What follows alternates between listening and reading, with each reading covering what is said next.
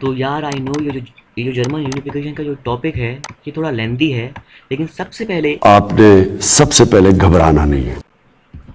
तो world history के इस इम्पोर्टेंट लेक्चर में हम लोग बात करेंगे जर्मन यूनिफिकेशन के बारे में। तो हे गाइस, मेरा नाम है अनुज और चलिए शुरू से शुरू करते हैं।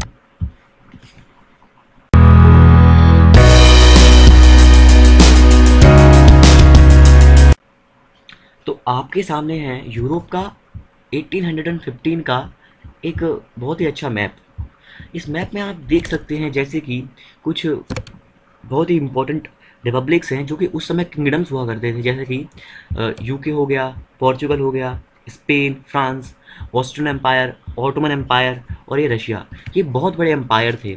इन्होंने अपने आप को एक किंगडम के रूप में एस्टेब्लिश कर लिया था पहले ही। लेकिन आप यूरोप के सेंट्रल में देखोगे कि बहुत ही छोटे छोटे कुछ राज्य या फिर किंगडम्स बोल सकते हैं, जैसे कि हनूवर हो गया, वेस्टफेलिया है ना, थ्यूरिंगन स्टेट्स, बोहेमिया, बावरिया, टायरोल है ना। तो ये सारे जो स्टेट्स हैं ये बहुत ही छोटे छोटे हैं और ये एक यूनाइट नहीं है अभी। और उसके नीचे आप देख सकते हो यहाँ पर Parma, Tuscany, papal states, kingdom of two Sicilies, ये भी अभी यूनाइट नहीं है। तो सेंट्रल यूरोप जो है वो अभी तक हमने बहुत ही अलग अलग हिस्सों में बांट रखा है। ईस्टर्न यूरोप और वेस्टर्न यूरोप एक किंगडम के रूप में उभर चुके हैं और सेंट्रल यूरोप जो है वो बहुत ही छोटी छोटी स्टेट्स हैं, अभी बहुत ही छोटी छोटी। तो हमारा काम है कि इन छोटी छोटी स्टेट्स को एक नेशन बनाना। ठीक है, नेशन मीन्स एक किंगडम बनाना। पहले कौन कौन सी इन छोटी छोटी स्टेट से मिलके दो नेशन बनेंगे, जिसका नाम होगा, एक तो जर्मनी बनेगा अपना, जो कि आप रेड बाउंड्री में देख रहे हो। ये जो रेड बाउंड्री है ना, ये जा रही है यहाँ से टायरोल से होके, ये पूरा बनेगा अपना जर्मनी। और ये जो नीचे है यहाँ से सेवॉय पीडमोंट से, ये बनेगा अपना इटली। ठीक है। तो मिड 19th सेंचुरी के आसपास की घटनाएं होंगी जो आप समझोगे। तो आप इस मैप को एक बार पॉज बटन क्लिक करके बहुत ही ध्यान से देख लीजिए की ओर।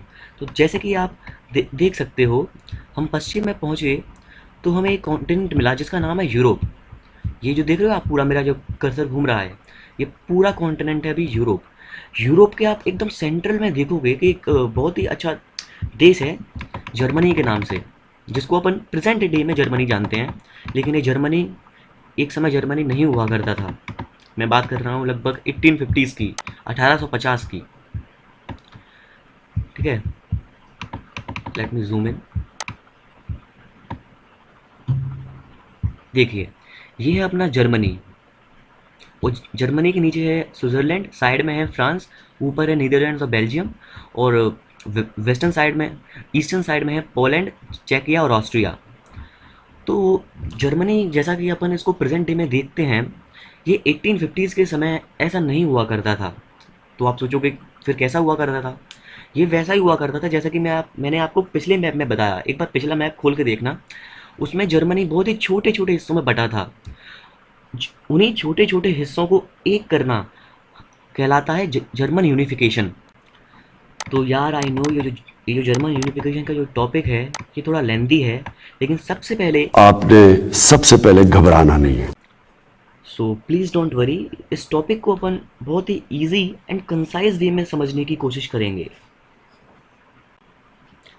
तो आज का जो जर्मनी है वो एक समय 300 अलग अलग हिस्सों में बटा हुआ था, जिसमें से सबसे बड़े पावर थे प्रूशिया, नाम याद रखना, प्रूशिया, ऑस्ट्रिया, और छोटे छोटे थे 298 और पार्ट्स। ठीक है।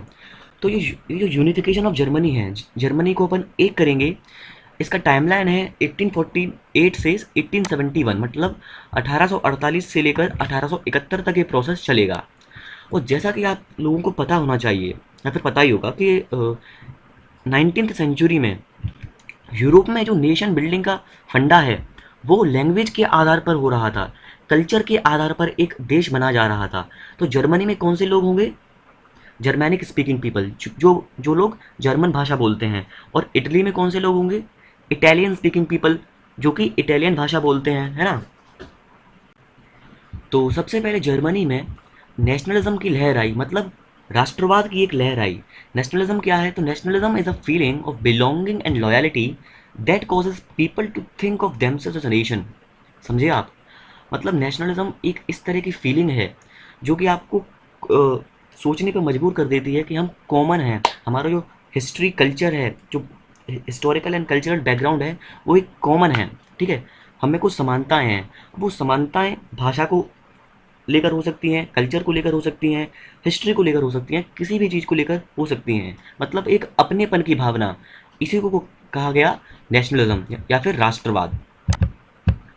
ठीक है, तो 19th और 20th सेंचुरी में, मतलब 1800 से लेकर मैं लगभग 1900 तक की बात कर रहा हूँ, नेशनलिज्म एक बहुत ही पावरफुल फोर्स था जो क्या कर सकता था, it can create one nation from many separate countries. मतलब अलग अलग बहुत छोटे छोटे स्टेट से एक एक नेशन बना सकता था। जैसे कि मैंने आपको बताया, जर्मन या फिर इटालियन यूनिफिकेशन इसका बहुत ही अच्छा एग्जाम्पल है। या फिर ये एक नेशन को बहुत बड़े नेशन में से तोड़ भी सकता था, जैसे कि ग्रीस को इंडिपेंडेंस मिली ऑटोमन एम्पायर से। ठीक है, ऑटोमन एम्पायर एक बहुत ही बड़ा साम्राज्य था। बाइजेंटीन एम्पायर को ख़त्म करके 1453 में बाइजेंटीन एम्पायर को ख़त्म करके ऑटोमन एम्पायर की स्थापना की गई थी।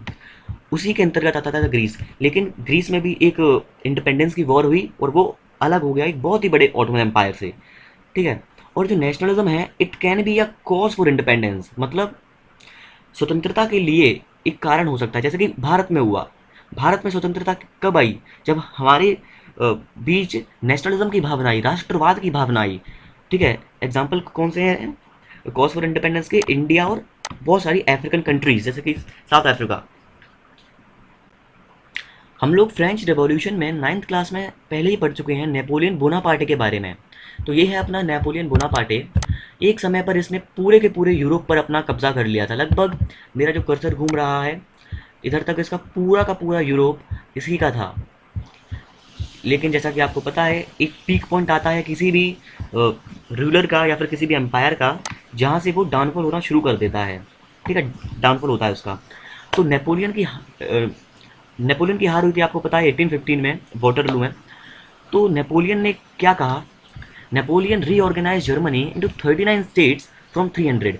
जैसा कि मैंने आपको बताया था कि जर्मनी जो है, जो सेंट्रल पार्ट है, ये लगभग लगभग 300 हिस्सों में बटा हुआ था।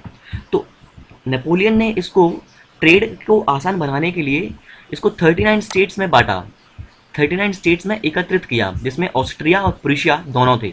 मेरी बात ध्यान से सुनना, ठीक है? अब इसका नाम दिया गया कॉन्फेडरेशन ऑफ द राइन। क्या बोला गया? कॉन्फेडरेशन ऑफ द राइन। अब राइन क्या है? तो राइन एक नदी है जो कि यहाँ से बहती है। मैं रफली आपको बता रहा हूँ, यहाँ से नदी बहती है, तो उसी के ऊपर इसका नाम रखा गया कॉन्फेडरेशन ऑफ द राइन, जिसको नेपोलियन बोनापार्टे ने बनाया था। तो बस आज की वीडियो में बस इतना ही। अंत में आप हमें ये जरूर बता देना कमेंट सेक्शन में कि कैसी लगी? आगे स्वाद